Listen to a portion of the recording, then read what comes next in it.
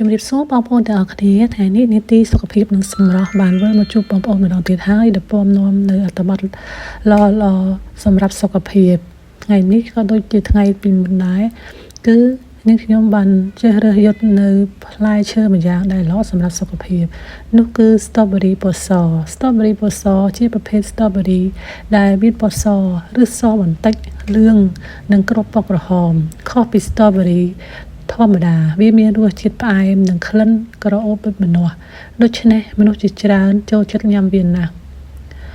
ផ្លែនេះគឺមានវីតាមីន C និងសារធាតុប្រឆាំងអុកស៊ីតកម្មដែលជួយពង្រឹង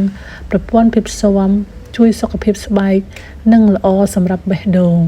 ផ្លែ strawberry សនេះក៏ជាផ្លែឈើដែលកម្រនិងមានតម្លៃខ្ពស់ជាង strawberry ធម្មតាផងដែរ strawberry ពណ៌ស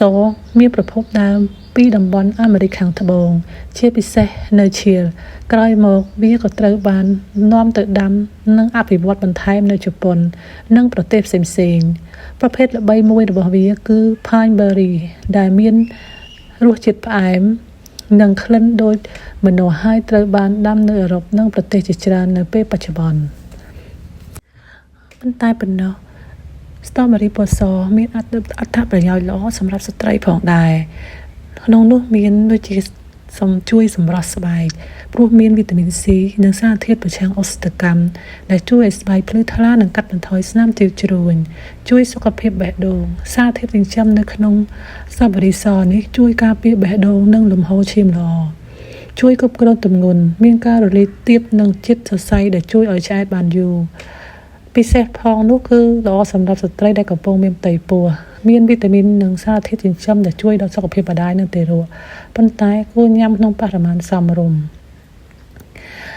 សរុបរួមទៅគឺ strawberry ពណ៌សនេះមានអត្ថប្រយោជន៍ជាច្រើនដូចជាជួយសម្រស់ស្បែកសុខភាពបេះដូងនិងការគ្រប់គ្រងទម្ងន់សម្រាប់ស្ត្រីចាសម្រាប់ផលប៉ះពាល់របស់ strawberry ពណ៌សនេះមានដូចជារមាស់មាត់ឈឺពោះរាកញ៉ាំច្រើនអាចហើមាត់បន្តិចបន្តួចសម្រាប់ផលប៉ះពាល់ strawberry ពណ៌សនេះគឺមានតិចតួចណាស់បើសិនជាយើងញ៉ាំទៅតាមបរិមាណត្រឹមត្រូវចាថ្ងៃនេះអត្ថបទរបស់នាងខ្ញុំសូមបញ្ចប់តែប៉ុណ្ណេះនិងសូមអរគុណដល់បងប្អូនទាំងអស់ដែលបានអញ្ជើញទស្សនាតាំងពីដើមដល់ចប់បើសិនជាបងប្អូនចង់មានគំនិតយោបល់ឲ្យនាងខ្ញុំស្រាវជ្រាវនៅបន្លែផ្លែឈើណាដែលផ្ដល់សុខភាព